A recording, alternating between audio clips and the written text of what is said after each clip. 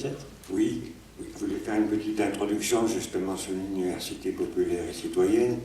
Alors, il faut savoir que dans le Puy-de-Dôme, il y a eu 5 universités populaires durant tout le siècle dernier. La première est née dans les années 1898, donc elle est née dans le cadre des premières bourses du travail.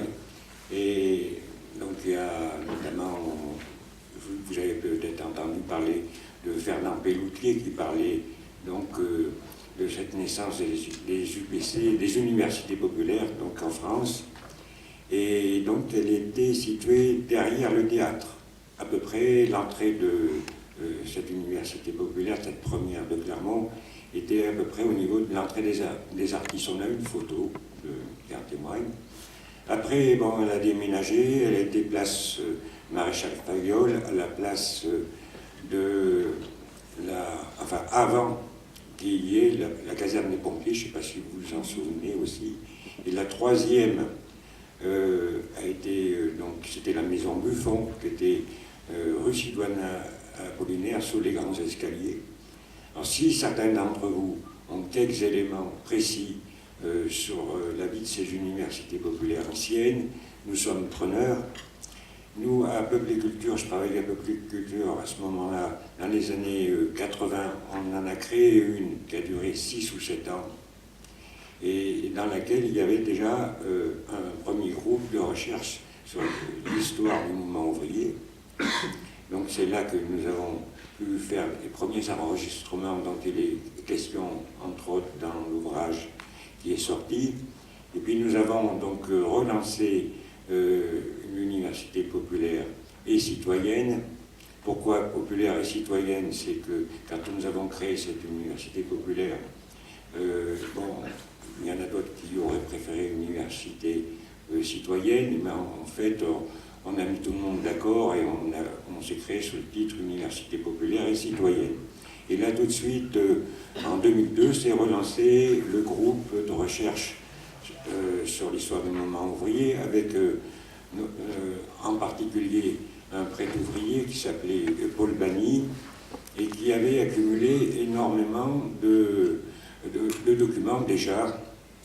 Il habitait rue du Docteur Hôpital et il avait déjà beaucoup d'archives. Alors, on a pu sauver ces archives. À un moment, il a déménagé, il a été malade, bon, il était en maison de retraite, donc ce fonds qui est assez exceptionnel sur ses recherches sur les différentes périodes de Clermont, qui remontent quand même jusque dans les années 1850, qui a été entreposé un moment chez une petite sœur des pauvres. Il a fallu le récupérer en vitesse. C'est resté après dans un local à moi, et puis quand on a pu rentrer à Peuple et Culture, quand on a retrouvé un local, on a pu le mettre dans ce local et le mettre dans une armoire où on a beaucoup d'archives aussi sur la presse populaire de l'époque. Et donc ces enregistrements, on en a commencé à en faire dans les années 80, toute une série. Ils étaient sur cassette. Alors, on n'était pas des professionnels, surtout au niveau du matériel. Donc des fois, il y avait quelques péripéties avec les appareils. Il y avait quelques péripéties parce qu'on allait chez les gens, donc on a interviewé ces personnes. L'appareil était mauvais, mais il y avait un chien qui était sous la table qui ronflait, alors ça faisait beaucoup d'interférences. Enfin, tout ça jusqu'à l'arrivée donc dans les locaux actuels, enfin là où nous sommes, on parle de quelques heures, et donc ils étaient sur des vieilles cassettes, et le fils de Carola, qui est ici présent, nous a bien aidé, puisqu'il a passé un temps à transposer tout ce contenu oral sur des CD et sur l'ordinateur, et c'est ainsi qu'on a pu travailler dessus. Alors le groupe les a écoutés pendant quelques années. Je regrette beaucoup que Françoise ne soit pas là, parce que c'est elle qui a quand même fait le plus gros travail pour la sortie de ce livre, qu'elle a décortiqué à peu près tous les enregistrements. et qui a fait ce recueil quand même, qui, pour la première fois, sous forme écrite, permet de témoigner un petit peu de tous ces militants qui ont vécu, qui sont décédés pour la plupart, et qui ont vécu chez Michelin ou dans d'autres usines, dans d'autres endroits, dans les années 20, 25, 30, et qui nous rapportent des témoignages qui sont très anciens. Donc voilà, bon, après on a déménagé. Alors je m'excuse auprès de certains camarades que je reconnais qui sont présents ici. Le matériel, ça n'a jamais été trop notre fort. Alors à une période, on a d'autres enregistrements, on ne sait pas où ils sont. Ils sont sur des DVDX. Alors on n'a pas d'appareil actuellement pour, d'une part, décrypter les DVDX, et les DVDX, ils sont quelque part dans le local, mais on ne sait pas où ils sont, parce que c'est tout petit. Donc on espère qu'on va pouvoir les retrouver un de ces jours et qu'on pourra donc utiliser le son contenu. Voilà pour la petite introduction. Et je voudrais passer la parole à Eric, qui est quand même beaucoup plus compétent que moi pour faire une conférence sur tous ces sujets. Alors, merci. Alors, il ne s'agit pas d'une conférence au sens qu'on entend. Hein. Je ne suis pas ici pour vous présenter le résultat de mes recherches, hein, que les choses soient bien claires. Je le ferai avec plaisir dans d'autres circonstances. J'ai évoqué la prochaine parution d'un livre qui s'appelle « Les grandes affaires criminelles en France, les historiens enquêtent ». Et j'écrirai un chapitre sur un attentat commis par un ingénieur Michelin de la Cagoule qui a détruit le siège du patronat le 11 septembre 1937. Eh bien, par exemple, ça pourrait être effectivement l'occasion d'un prochain rendez-vous pour évoquer ces choses-là, puisqu'il y a déjà eu... L'année dernière, j'ai participé à un colloque sur l'assassinat des frères Rosselli, deux antifascistes tués par la Cagoule, et j'avais déjà fait une présentation de la Cagoule chez Michelin, et qui est parue dans une revue italienne. Alors c'est confidentiel, mais bon, justement, les conférences servent aussi à faire connaître les résultats des recherches. Alors là, donc... c'est un exercice un peu difficile parce qu'effectivement, la personne qui a écouté les témoignages qui sont retranscrits dans cet ouvrage, qui a fait les découpages, qui a décidé comment ordonner ces choses passionnantes recueillies au fil de dizaines de témoignages, elle n'a pas pu être présente. Et donc, c'est nous qui n'avons pas été concrètement à la confection de cet ouvrage qui devons le présenter. Ça ne retire rien en fait à l'intérêt de cet ouvrage, et on va essayer de vous convaincre de son intérêt à la fois de l'acheter et puis de le faire connaître. Le faire connaître pour plusieurs raisons. D'une part parce que il ne s'agit pas d'une histoire du mouvement ouvrier dans le Puy-de-Dôme qui est très riche, hein, qui est mal connue à mon avis, notamment par rapport à d'autres départements qui ont une tradition ouvrière beaucoup plus riche, semble-t-il. En tout cas, si on s'en tient aux publications, à tout ce qui est fait autour. Je pense à la Loire, le département qui est juste à côté et qui a une tradition ouvrière extrêmement forte, qui a un institut d'histoire qui est très actif, avec beaucoup de publications, un institut d'histoire sociale, CGT aussi très actif, mais nous aussi, dans le Puy-de-Dôme, on se débrouille pas mal, hein, en tout cas, on essaie.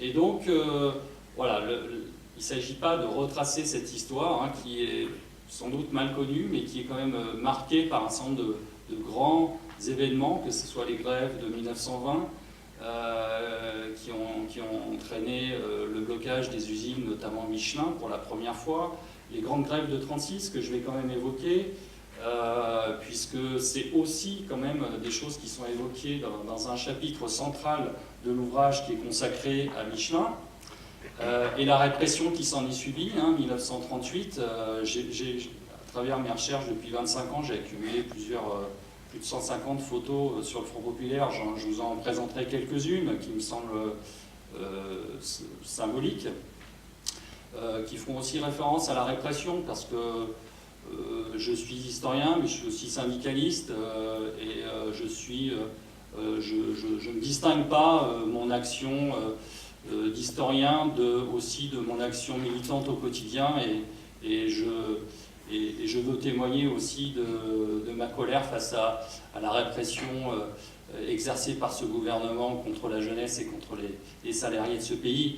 Et donc, à travers ces photos, je montrerai que, eh bien, même si le gouvernement Macron a atteint sans doute un niveau jamais atteint depuis des décennies, eh bien, d'autres avant lui, ont aussi quand même recouru à la force et à la répression contre les militants syndicaux.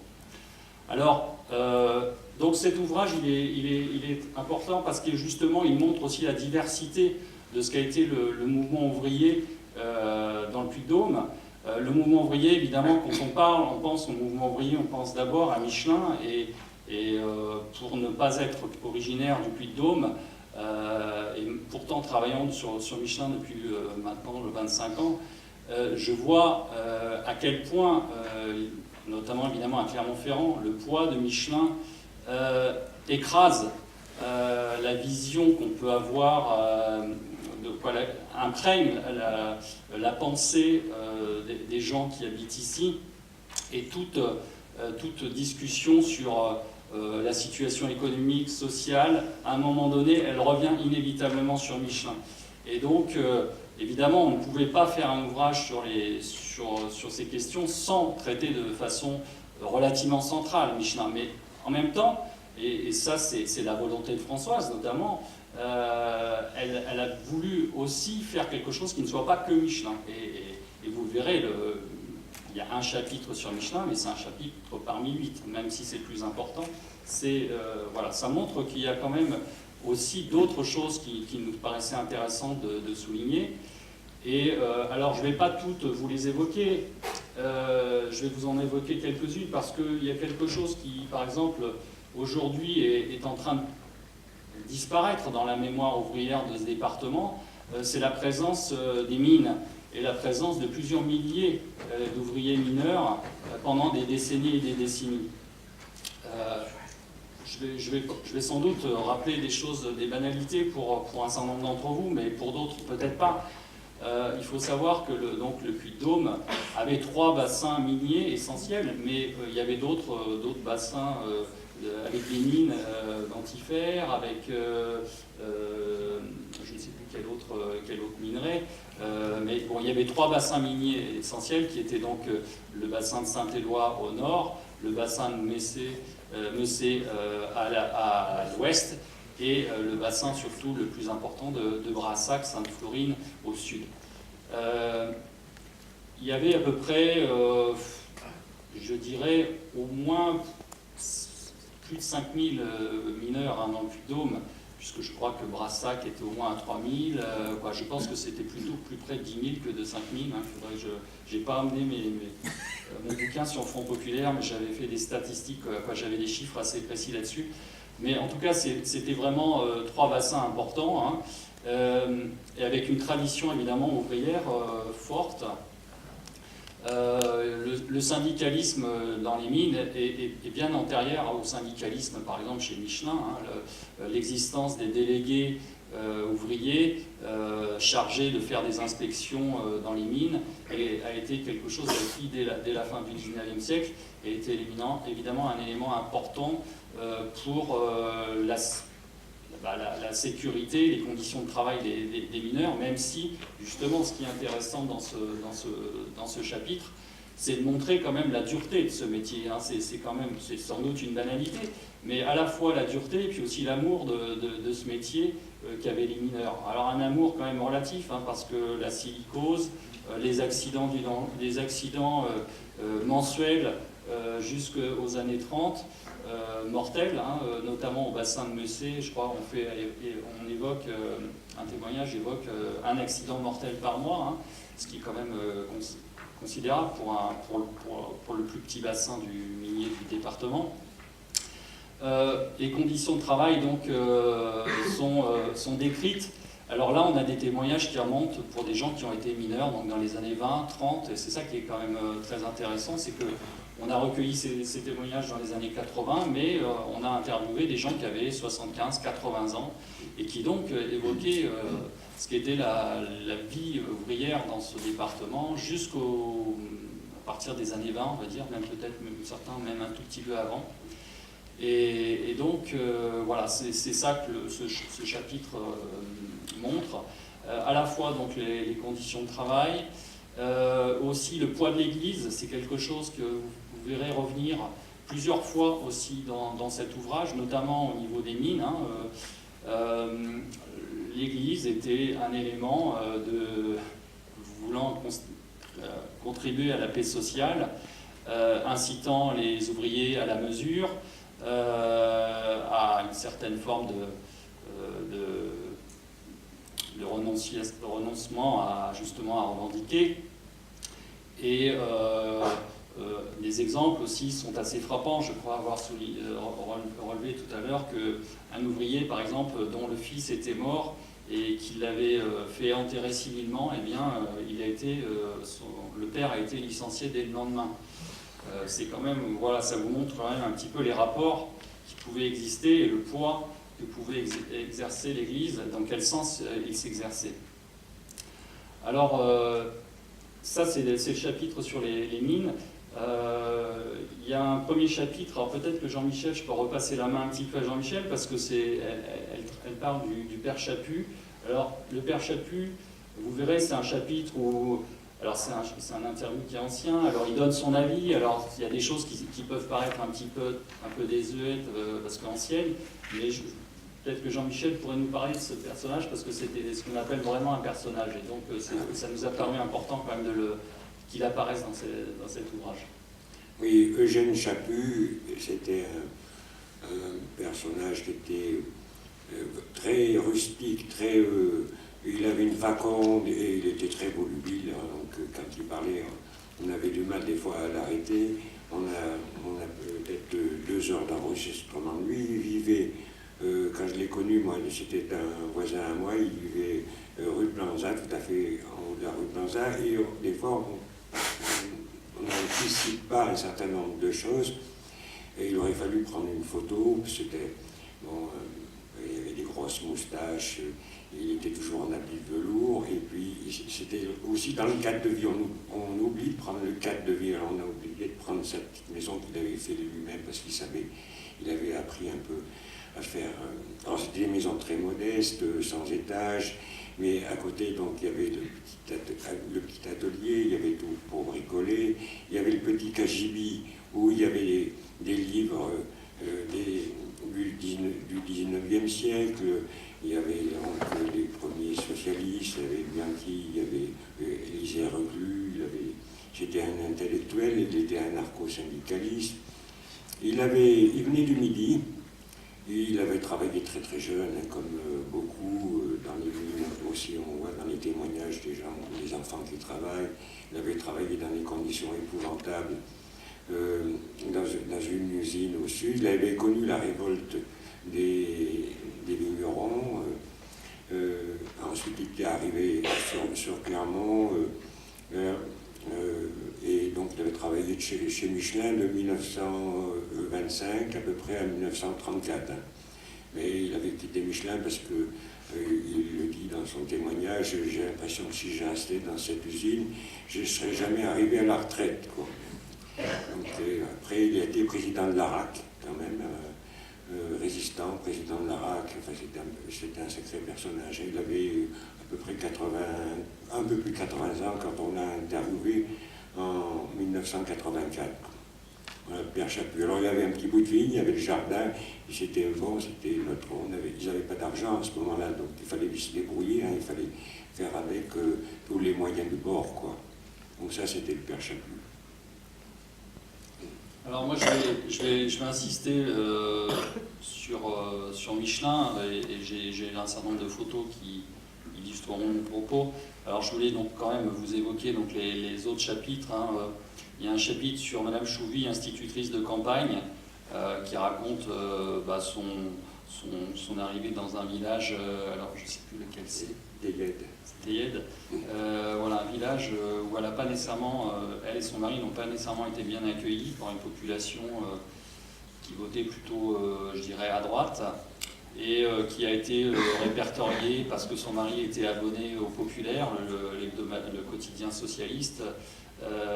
Ils étaient syndiqués, il y avait des rapports de la police qui les considéraient comme des libertaires, des révolutionnaires, et donc elle raconte sa vie, sa relation avec les gens du village, et voilà, c'est assez intéressant. Et puis il y a aussi une étude sur France Mioche, Mémoire de Jozeran, donc là c'est les comités républicains donc, du début du siècle, et voilà comment l'ancrage républicain dans un village, et le rôle des notables. Pour le coup, là, on pense à notamment Étienne Clémentel, le maire de Riom, et Alexandre Varenne, qui étaient les deux figures qui étaient les principales figures de l'époque, alors avec des visions justement assez mesurées de la personne qui témoigne, c'est-à-dire qu'Alexandre Varenne et Clémentel étaient des républicains, mais les comités républicains se voulaient quand même, pour certains en tout cas, plus à gauche que Varenne et Clémentel, qui étaient des gens extrêmement modérés. Clémentel était un radical, Varenne un socialiste, mais toujours, je dirais, classé à droite, si on devait utiliser une position sur l'échiquier du Parti socialiste. Alors, moi je vais insister sur Michelin parce que, à la fois c'est le chapitre central, et puis je pense que c'est plutôt que de faire la paraphrase et de vous lire des passages du bouquin, de choses sur lesquelles je n'ai pas travaillé. Je pense que c'est plus intéressant pour vous quand même que j'évoque Michelin. Mais je vais évoquer Michelin pas à travers mes recherches, mais vraiment, là pour le coup, vraiment à travers ce que disent les témoignages. Alors ce que disent les témoignages, j'insiste, il ne s'agit pas d'une histoire du mouvement ouvrier local, même si évidemment sont évoqués les grands moments, on évoque les grands moments de cette action, de cette vie ouvrière. Et donc c'est 1936, je l'ai dit, c'est l'après-guerre, et donc les grandes grèves, notamment de 48. Je vais vous montrer quelques photos qui, peut-être pour certains, seront une découverte. La grande grève de 1950 chez Michelin, évidemment aussi mai 68. Toutes ces choses sont évoquées à travers au moins la quinzaine de personnes qu'on a interviewées sur Michelin, de chez Michelin, depuis les années 80 jusqu'à nos jours. Il y a encore quelques mois, j'interviewais quelqu'un, et puis on ne s'arrête pas à Michelin. J'ai face à moi, au premier rang, Roger Denier, qui a 97 ans aujourd'hui, et que je suis allé interviewer pendant 2 heures ce matin, qui a eu une vie formidable, né en Algérie, et qui est cheminot, et dont le papa a été victime des émeutes du 8 mai 45 à Sétif, qui, vous le savez sans doute, ont entraîné des milliers de morts par la répression du pouvoir de Gaulle. Eh bien, Roger est un témoin vivant, bien vivant de cette histoire, et donc voilà, notre travail il continue, et donc voilà, c'était une parenthèse, mais pour dire que c'est quelque chose qui continue et qui a vocation à s'enrichir à travers d'autres initiatives. Alors, Michelin, il est évoqué donc par des hommes, des femmes, et donc à la fois ce sont des grands moments qui sont évoqués, mais aussi c'est la vie au quotidien. Ce qui nous intéresse aussi dans notre travail, c'est essayer de comprendre quand même justement la réalité de la vie ouvrière. C'est pas seulement, dites-moi comment ça s'est passé 68, comment ça s'est passé 36. Bon, déjà 36, on n'en trouvera plus, donc il faut tirer un trait dessus sur un certain nombre de choses. Donc c'est pour ça aussi que c'est quand même important de recueillir la mémoire, parce que 68, oui, 68, on peut avoir la vision donnée par quelqu'un, un conférencier donnée par un responsable politique du Parti communiste, du Parti socialiste, je ne sais quoi. Mais on peut aussi avoir une vision différente d'un ouvrier de la base sur la façon dont les choses se sont passées, et donc c'est aussi ça qui nous intéresse. Et donc, la vie concrète de ces hommes et de ces femmes, quand même, quand ils parlent Michelin, la première chose qui les frappe, c'est d'une part la saleté de l'usine, y compris tardivement. Thérèse Bory, qui est la maman de l'avocat qui est présente ici, qui nous a fait aussi un beau témoignage. Thérèse, elle est rentrée dans les années 70, elle venait d'une usine de la Haute-Loire qui était beaucoup plus propre, et elle a été très frappée par la saleté des usines Michelin, par les vitres crasseuses, etc. Et donc, vous voyez, c'est un témoignage quand même sur une période qui n'est pas si ancienne que ça. Et bon, voilà. Et je crois que c'est vraiment quelque chose qui ressort, c'est les conditions, la dureté des conditions de travail, la saleté, l'insalubrité. Alors, je ne parle pas évidemment des raisons objectives qui font que ce métier était dangereux. La manipulation de la benzène, la manipulation de toute une série de centaines de produits toxiques qui, jusqu'à sans doute à une période assez récente, étaient balancés allègrement dans la tire-taine. Et quand j'en vois aujourd'hui qu'on nous fait des grandes campagnes pour nous dire que Michelin est le plus propre des propres, il faut quand même avoir un certain culot quand on écoute justement les témoignages de certains. Patrice Bernard, je crois, si c'est son nom, nous racontait que quand même encore quelqu'un qui a pris sa retraite il y a quelques années, il a vu les égouts, la tire-taine recevoir tout ce qui était fait sur le siège, au siège des Ternes. Donc voilà, c'est aussi des choses concrètes comme ça qui, je crois, permettent de démystifier aussi quand même le mythe Michelin, parce que, en tout cas pour ce qui me concerne, c'est une des motivations de mon travail, essayer de montrer ce qu'a été la réalité pour les hommes et les femmes, ce qu'a été et ce qui continue à être Michelin, à la fois en France mais aussi à l'étranger, à travers la situation au Vietnam, mais aussi on pourrait parler de la situation en Inde ou dans d'autres pays. Et donc, voilà, ce qui est intéressant dans ce chapitre, c'est justement concrètement les conditions de travail.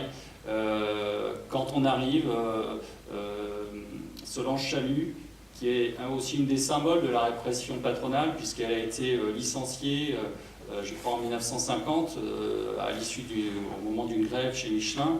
Et c'est une femme qui a d'abord été emprisonnée pendant plusieurs mois, et qui ensuite, pour entrave à la liberté du travail, et qui ensuite n'a jamais pu retrouver de travail sur Clermont. Elle était sur une liste noire, et elle est vraiment un des symboles de la répression patronale, et aussi judiciaire. Et Solange, elle explique, elle est rentrée en 1932, ou je crois, ou 1934, si je me souviens bien. Elle explique les 15 premiers jours de travail chez Michelin, tous les soirs, elle rentrait, elle pleurait chez elle. Parce que, justement, les gens étaient traités comme des chiens, les contremaîtres étaient en permanence derrière les ouvriers et les ouvrières. Je crois que c'est son mari qui dit, lui, par contre, que les femmes ne travaillaient pas la nuit, et les hommes, la nuit, avaient une cadence beaucoup plus faible que les femmes la journée. Alors c'était à la fois parce que c'était une forme pour eux de résistance aux cadences. La nuit, ils étaient sans doute un peu plus tranquilles, mais aussi, M. Chalut insiste sur le fait que les femmes, elles étaient vraiment livrées à la pression des contremaîtres, et qu'elles tombaient comme des mouches, justement, à cause des cadences qu'on leur imposait. C'est le père Chaput qui le dit. Et ça, c'est quand même aussi marquant, je trouve, dans ce travail. Et c'est des choses qu'on ne trouve pas, justement, quand on dépouille les archives, quand on mène notre travail d'historien. C'est des choses qu'on n'appréhende pas. Et ça, c'est justement important de l'appréhender grâce à ces témoignages. Alors, si tu veux intervenir, Jean-Michel, n'hésite pas. Justement, ils insistent sur notamment la chaleur dans les ateliers, la benzène, les fenêtres qu'on ne peut pas ouvrir.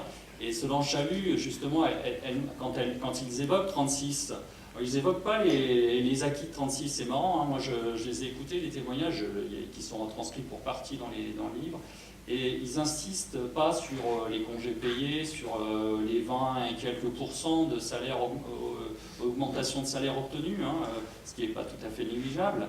Ils insistent sur les conditions de travail, sur la possibilité d'avoir des délégués d'atelier à partir de là, hein, parce que jusqu'à 36, il faut le savoir, chez Michelin, le fait syndical était strictement réprimé.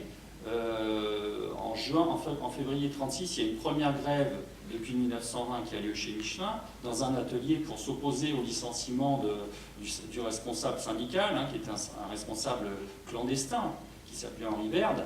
À peu près 300 tauliers ont fait grève pendant une semaine. Il y a un protocole d'accord qui est signé pour la première fois, donc Michelin reçoit des représentants syndicaux à la fin, et il dit reconnaître le syndicat.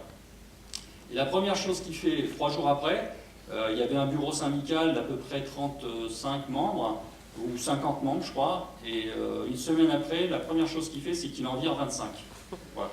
Donc vous voyez, vous avez un exemple de la reconnaissance du fait syndical par Michelin jusqu'en juin 36. Et juin 36, quand même, à la fois par les accords de Matignon, mais surtout, j'ai envie de dire, par l'action concrète des ouvriers, l'occupation des usines pendant 2 semaines, par 6 000 ouvriers, la pression qui s'exerce sur le patron qui, pendant 2 semaines, va faire envoyer ses hommes et ses représentants dans les villages, parce que les ouvriers Michelin, il faut le savoir, c'est quand même beaucoup des ouvriers paysans qui rentraient chaque soir chez eux et qui avaient un petit lopin de terre, une vigne.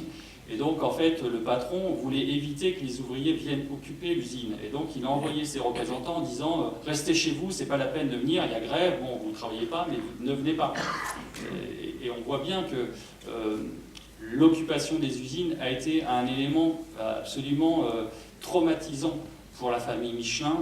Et j'ai évoqué tout à l'heure la cagoule. Si la cagoule est dans un premier temps un groupe d'autodéfense, c'est créé chez Michelin avec des armes financées par Michelin, c'est d'abord et avant tout parce qu'ils ont été effrayés par ces occupations, par la réaction ouvrière, hein, qui s'en est pris directement effectivement à certains cadres qui voulaient empêcher l'occupation des usines. Et cette peur a amené Michelin, comme ailleurs en France, des patrons, et comme quelques années auparavant en Allemagne, des grands patrons à financer le fascisme qui ici s'incarnait par la cagoule, ce qu'on appelait la cagoule. Alors, donc, la vie était la vie concrète des ouvriers, c'est donc dans ce chapitre, c'est l'omniprésence du chronométrage, quelque chose qui est resté, qui est un des fondements aussi de la réussite de Michelin. Hein. Michelin, quand on regarde, que ce soit ici au Vietnam, ce qui caractérise Michelin, c'est la rentabilité. C'est la rentabilité des ouvrières et des ouvrières. Alors on y arrive par plusieurs moyens. Là aussi, les témoignages sont importants et ils le disent bien. Et à la fois la pression qui s'exerce objectivement grâce au chronométrage, la surveillance, les amendes, ou la distribution des bons points. Hein, c'est quelque chose qui est vraiment patent et depuis la création de Michelin, puisque le carnet de participants qui est à l'origine de la société créée par Michelin dès le début du XXe siècle, un ouvrier, donc il était considéré comme participant, et donc s'il était bien noté, eh bien à la fin de quand il partait à la retraite, il pouvait toucher donc des choses qui s'étaient accumulées au fil des années. Mais en réalité, celui qui à un moment donné n'était plus dans la droite ligne, eh bien, il perdait du jour au lendemain tout. Et donc en fait c'était la carotte pour au final, pour la plupart évidemment, tout perdre. Ou alors, soit on ne perdait pas tout, mais dans ces cas-là on se taisait. Et c'était évidemment un moyen très efficace pour avoir la paix sociale. Tout ça a quand même largement explosé en 1936 et les amendes ont été pendant quelques mois abandonnées, et c'est quand la répression patronale est revenue, 37, 38 surtout, ce genre de choses aussi sont revenues progressivement, et ça aussi c'est évoqué. Alors le poids du mouchardage aussi, hein, c'est des choses qui sont malheureusement très, très généralisées, parce qu'on est dans des ouvriers qui ont une tradition ouvrière très faible. Vous le savez très certainement. Les ouvriers Michelin venaient pour la grande part des campagnes, d'abord les campagnes environnantes, et puis progressivement Michelin était chercher des gens dans le Massif central, donc des régions quand même assez avec une tradition ouvrière nulle, avec un poids de l'Église très fort. Et puis après, on a été chercher un peu plus loin, on a été chercher en Algérie, en Indochine, les recruteurs Michelin allaient attendre les ouvriers qui débarquaient à Marseille. On a été ensuite au Portugal, il y a eu des Espagnols, etc. etc. Ce qui est évoqué aussi, là encore, c'est des généralités, donc je ne vais pas insister, c'est évidemment l'existence de ce paternalisme qui s'incarnait à travers la construction des cités Michelin, l'existence de la coopérative, ce qu'on appelait la SOCAP, l'existence des écoles Michelin, mais ce qui est intéressant dans ces témoignages, c'est pas seulement de dire qu'il y avait ça, parce que ça on le sait, mais c'est que cet ensemble contribuait à formater les esprits, à formater un esprit qui devait être unique, en fait une pensée unique, puisque ces endroits étaient, donc les enfants allaient tous à l'école Michelin presque, hein, même les militants communistes, quand on habite à la Plaine, hein, la première école est à 3 km, il faut vraiment avoir une conviction très forte pour aller emmener ses enfants à 3 km tous les jours, alors qu'on a une école à 500 mètres. Hein. Donc il faut bien comprendre aussi quand même comment les choses, la cité de la Plaine, il faut l'imaginer quand même aujourd'hui, c'est assez rapide d'y aller, mais il faut quand même l'imaginer quand vous voyez des photos aériennes des années 30, comment c'est. C'est un no man's land. Il y a Montferrand, mais qui est à combien? À plusieurs kilomètres pratiquement, hein, quand on est au bout de la plaine. Et donc, voilà, les témoignages insistent sur cette pensée, cet habitat monotone, évidemment, cette pensée, cette absence de lieu de sociabilité. Dans les cités Michelin, il n'y a pas une salle de maison pour tous, qu'on pourrait appeler une maison pour tous. Il n'y a pas un seul bistrot. Les bistrots sont aujourd'hui, maintenant il y en a, mais ils sont en marche, mais à l'intérieur des cités Michelin, vous le remarquerez sans doute, il n'y a jamais eu un seul bistrot. Il n'était pas question de permettre justement une sociabilité qui aurait permis éventuellement l'essor d'idées qui pouvaient être dangereuses pour le patron. Il valait mieux aller à la messe qu'aller au bistrot. Aller au bistrot, on était plutôt repérés. Il faut dire que Michelin, dans la construction des cités de la Plaine, de toutes les cités qu'il y a sur Clermont, c'est lui qui a comblé donc, le trou entre, d'une part, le centre de Clermont, enfin le cœur de Clermont et Montferrand, et puis au-delà, après, avec les cités de la Plaine, ils ont testé la méthode du chronométrage qui venait des États-Unis, des usines formes, où il y avait des petits fascicules sur les bienfaits du chronométrage. Ils ont testé sur la construction des cités. Et donc, quelques années après, en disséquant tous les mouvements des maçons, etc., ils ont produit 2 fois plus de cités Michelin quelques années plus tard qu'ils n'en faisaient auparavant, en utilisant cette méthode. Je voulais rajouter aussi, dans les usines Michelin, le temps était vraiment très très comprimé pour les employés, et donc pour aller au WC, il ne fallait pas plus de 2 minutes à cette époque, dans les années 20.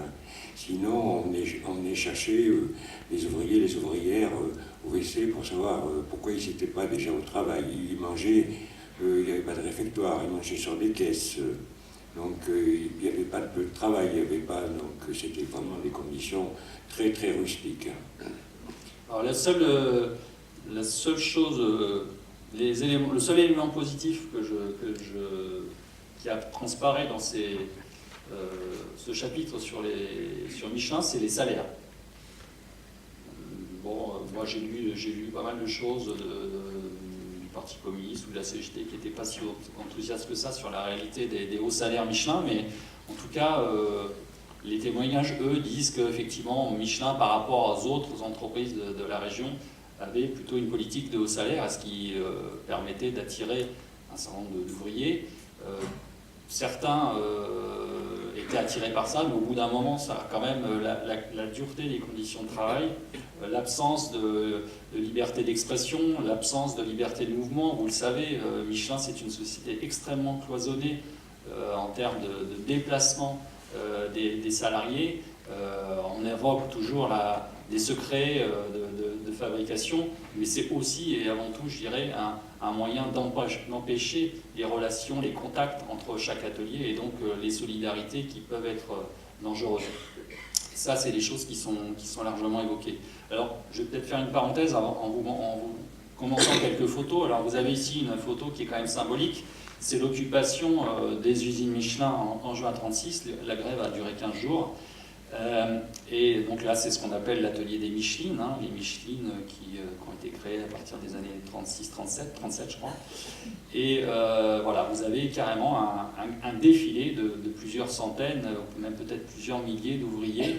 Il faut savoir que donc, le syndicat Michelin, donc c'était 200 ouvriers clandestins en janvier 1936. À la fin de juin 37, juillet 36, pardon, un mois après la grève, c'est 6000 ouvriers qui adhèrent à la CGT. On va dire 6000 sur 7000. Hein, il y a à peu près un millier qui ne sont pas syndiqués CGT, qui se syndiquent soit à la CFTC, soit au syndicat professionnel français, qui est un syndicat maison proche de ce qu'on appelait les Croix de Feu. Un syndicat qui avait les faveurs de Michelin. Et donc cette manifestation, elle est le symbole de la prise de possession des locaux par les ouvriers, et c'est ça qui a été vraiment un traumatisme considérable pour la famille Michelin. Alors là, c'est un autre... on n'est pas chez Michelin, là on est chez, je crois, Ollier, une entreprise métallurgique. Et là, eh bien, il n'y a pas les femmes pour accompagner les hommes pour danser, mais c'est pas grave, les hommes se débrouillent seuls avec l'accordéon. Bon, là, on est dans une image assez symbolique du Front populaire, mais il ne faut pas, en tout cas moi dans mon travail, j'ai toujours veillé à ne pas limiter le Front populaire à un aspect uniquement festif. Le Front populaire, c'est d'abord des luttes, c'est des enjeux politiques, et bon voilà, là c'est une des images, en tout cas c'est une belle photo de 36. Là, pour le coup, c'est pas 36, j'ai dû me tromper, c'est 38, mais c'est pas grave, ça va me permettre de parler. Là, c'est l'occupation de la préfecture. On est devant la préfecture.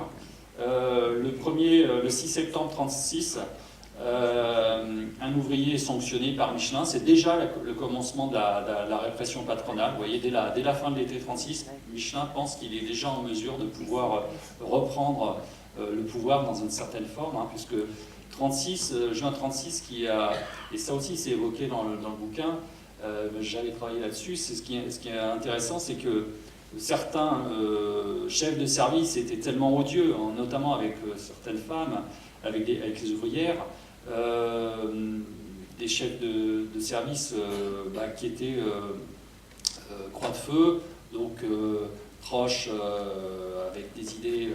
Alors soit on peut dire de droite extrême, soit d'extrême droite, soit fasciste, hein, pour certains, et donc plusieurs d'ailleurs finissant à la cagoule.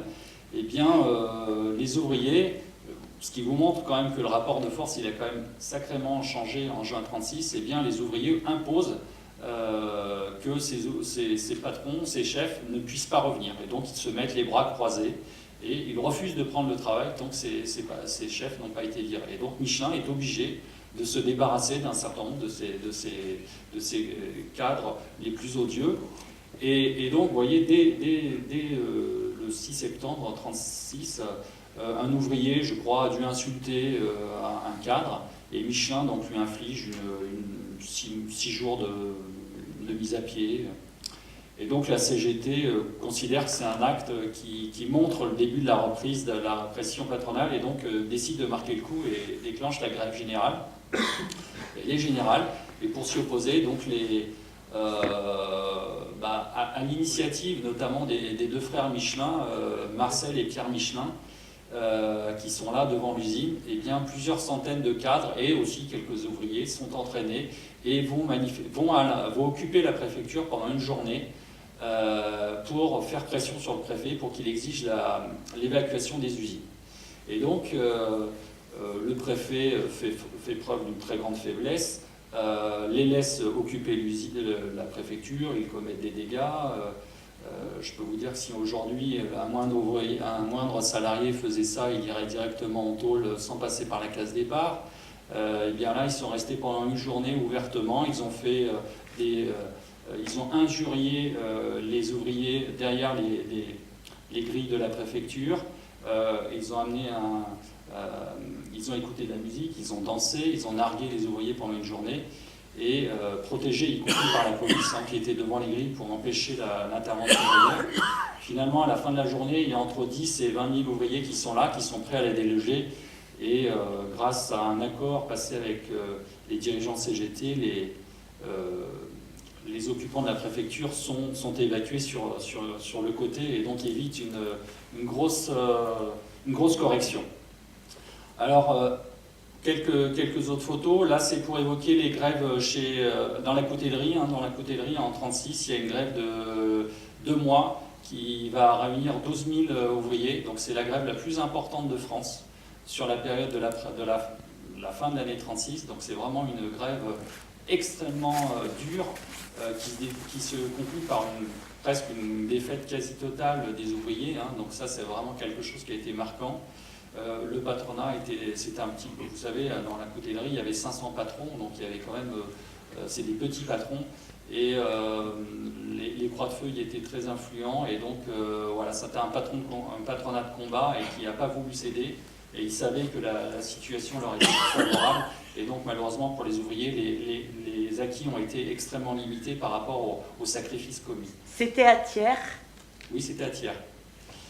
Là, cette photo, elle n'est pas très explicite, mais je voulais la montrer parce que c'est quand même une photo symbolique. C'est le 15 juin 1936, c'est la fête de la victoire du Front populaire, parce qu'il y a à la fois les grèves et puis la victoire du Front populaire. Et cette manifestation à Clermont-Ferrand, il faut savoir que donc alors vous le savez, aujourd'hui, les médias ont plutôt tendance à reprendre systématiquement les chiffres de la police quand ils donnent. C'est une évolution ces derniers mois, j'ai trouvé. En l'occurrence, là, donc, la police, elle donne un chiffre de 30 000 participants à la manifestation à Clermont-Ferrand. Clermont-Ferrand à l'époque, c'est pas Clermont-Ferrand aujourd'hui, même si Clermont n'a pas beaucoup progressé depuis 30 ans, mais en tout cas en 1936, c'était pas ça. Et les syndicats et les partis politiques, le Parti socialiste et communiste, disent qu'il y avait entre 50 et 60 000 personnes.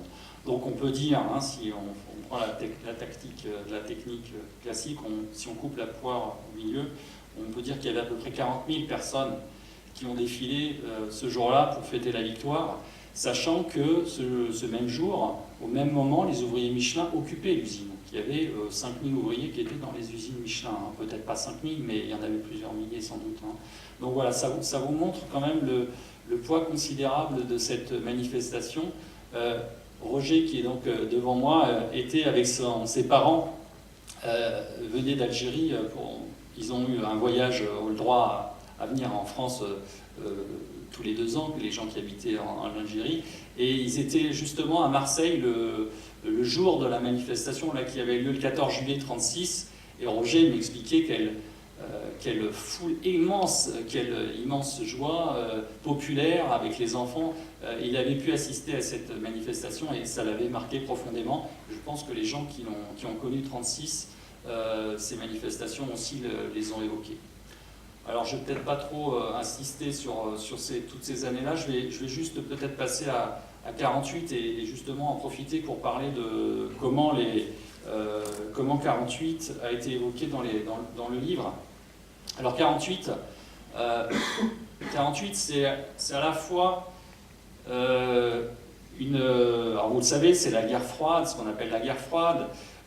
C'est une situation où, à la fin de la guerre, la classe ouvrière, qui a quand même été l'élément moteur de la résistance, la situation politique, en fait, elle revient à peu près à ce qu'elle était avant-guerre. Les choses, elles n'ont pas fondamentalement changé du point de vue des rapports de classe. Et pour certains, eh bien, la situation, évidemment, n'est pas celle qu'ils auraient souhaité. Sachant qu'en plus, il y a les difficultés de ravitaillement, la bataille de la production. Hein, à cette époque-là, le Parti communiste, juste dans l'année 45-46, pousse à la production. Et donc, il y a des efforts qui ont été très importants, qui ont été faits, notamment par les mineurs, qui ont été beaucoup sollicités. Et il n'y a pas eu de retour en termes de conquête majeure. Alors, évidemment, la sécurité sociale est une conquête importante, le statut de la fonction publique est une conquête importante, mais il y avait sans doute d'autres attentes. En tout cas, tout ça se manifeste par une montée du mécontentement, et puis donc il y a évidemment la situation internationale, et des grèves très importantes qui se déclenchent partout en France dans les années 47-48. Et à Clermont-Ferrand, ça s'est manifesté vraiment par des manifestations extrêmement violentes. Alors aujourd'hui, justement, on parle beaucoup de la violence sociale. Eh bien, je crois que la violence sociale, on voit ici, elle est le fruit d'une révolte par rapport à une situation, et puis aussi la répression. À Clermont-Ferrand, je ne sais pas si certains d'entre vous ont été témoins de ces événements, j'ai pu interviewer quelques personnes qui ont été témoins de ça. Les affrontements ont été d'une violence extrême. Alors parce qu'on a été face à la fois des gardes mobiles qui utilisaient la violence, mais face à eux, pour le coup, ils ne sont pas tombés quand même face à des gens qui étaient des manchots. Ils sont tombés face à des gens qui avaient connu la résistance, qui avaient, pour certains, connu la Gestapo.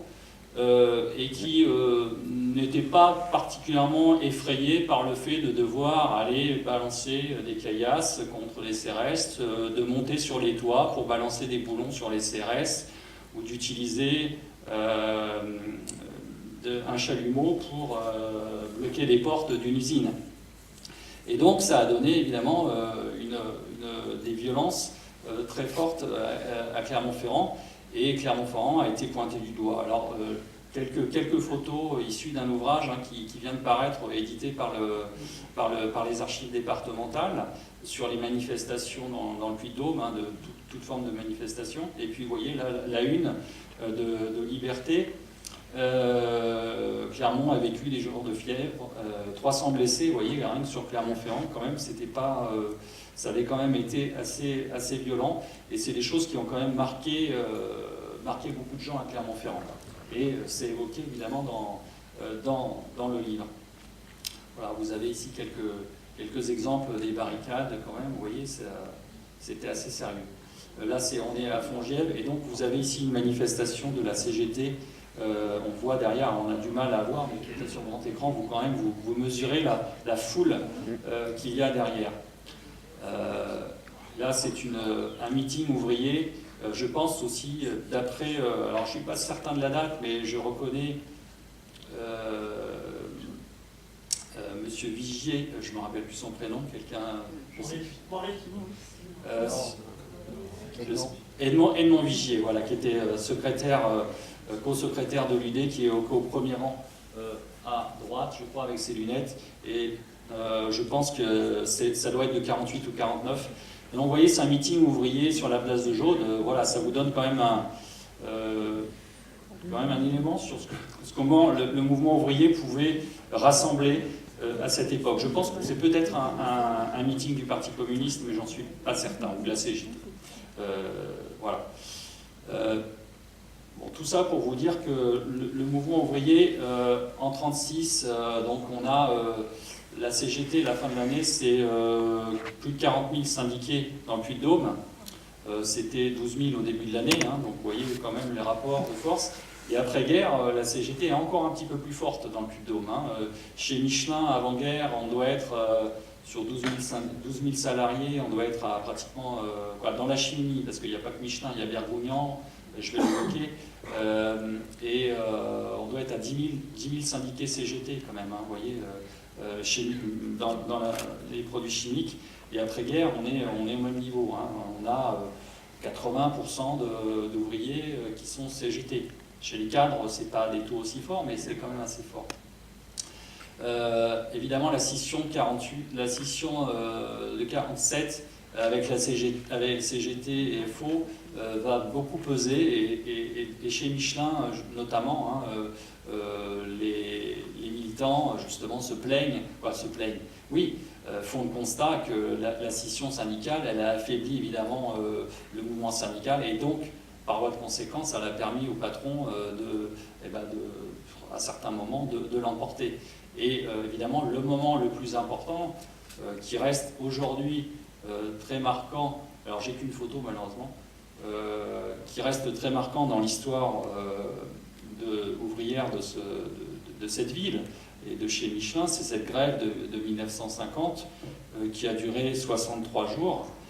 Et 63 jours qui se sont conclus à la fois parce qu'il y a eu la division syndicale, hein, les syndicats ont été unis au début, et puis quand les choses ont commencé un petit peu à se déliter, alors que le patron était, en tout cas c'est ce que disent les témoignages, que le patron était en position de faiblesse, eh bien la division s'est instaurée, un syndicat a appelé à reprendre le travail, et à partir de là, les choses se sont délitées, et malheureusement, la grève s'est conclue par des acquis très mineurs, même si dans les mois qui ont suivi, le patron a quand même accordé un certain nombre de choses.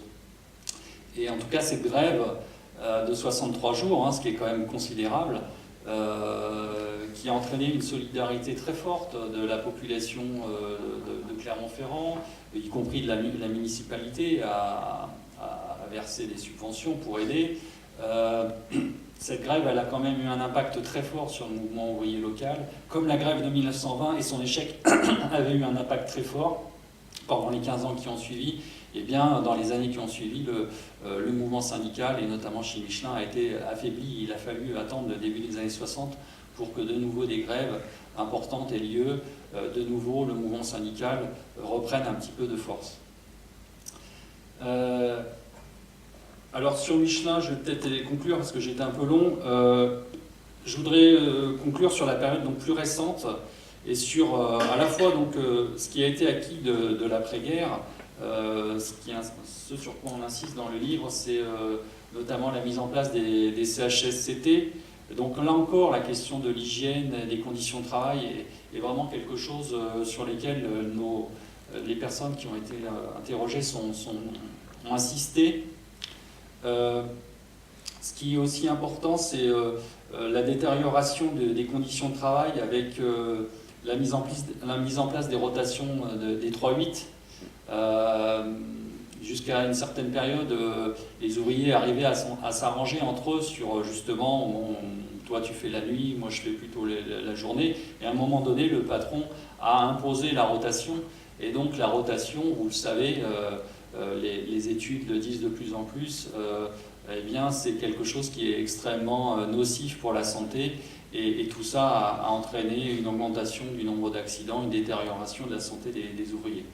Et ça a été une revanche du patron parce qu'en 1977, les ouvriers avaient refusé ce qu'on appelait le semi-continu, c'est-à-dire, si je ne dis pas de bêtises, le fait qu'on doit travailler, quand on travaillait le week-end, on devait travailler à la fois le samedi et le dimanche, et les ouvriers avaient refusé ça. Et le patron, justement, peu de temps après, s'est vengé, entre guillemets, en imposant la rotation sur les 3-8. Aussi, peut-être conclure là-dessus, sur la question des 35 heures. Alors les 35 heures, c'est là pour le coup, on est plus proche. Alors je le dis, hein, ce que je dis, moi, c'est pas nécessairement, c'est pas un travail historique où j'ai pu, en l'occurrence, on a pu confronter les avis patronaux, les avis des différents syndicats. Là, ce que je vous donne, c'est l'avis de quelques témoignages. Ça ne veut pas dire que ça reflète l'ensemble de la réalité. En tout cas, pour ma part, personnellement, c'est quelque chose, en tout cas, auquel je souscris. L'analyse des 35 heures, pour Jean-Pierre Céreza, c'est... alors, je pense qu'il exagère un peu quand il dit ça, mais il dit, si je ne me trompe pas, je veux le citer quand même parce que c'était... c'est la remise en cause du bonheur au travail. Alors, je ne suis pas sûr que les ouvriers Michelin, c'était le bonheur au travail avant les 35 heures, mais je pense que Jean-Pierre, en disant ça, veut insister sur le caractère très important, la rupture qu'ont constitué les 35 heures. Les 35 heures, certains pourront se croire que les 35 heures, c'est l'amélioration des conditions de travail, donc une satisfaction des ouvriers. Pour Jean-Pierre et pour un certain nombre de salariés, les 35 heures a été considéré comme une immense opportunité par le patronat en général et par Michelin en particulier, qui a pu, grâce à la mise en place des 35 heures, rogner sur toute une série de petits acquis, annualiser le temps de travail et donc accroître la productivité et réduire tous ces temps justement ce que Jean-Pierre appelle le bonheur, qui est ces petits temps de pause qui pouvaient permettre justement que les choses soient, qu'un ouvrier puisse tenir. Et donc ces 35 heures, elles ont été doublement mal acceptées, à la fois par les conséquences qu'elles ont sur la vie de ces hommes et de ces femmes, mais aussi parce qu'elle a été obtenue à travers des manœuvres syndicales qui ont amené à ce qu'un accord majoritaire finalement soit obtenu de peu, si je ne me trompe pas, et donc qui a laissé beaucoup de rancœur chez les militants, et notamment un certain nombre de militants CGT, et pas seulement. Vous le savez, les 35 heures au niveau national et aussi au niveau local ont entraîné un certain nombre de départs de la CFDT. Quand je vois aujourd'hui que j'ai participé il y a quelques semaines à un colloque, alors j'intervenais pas, mais c'était sur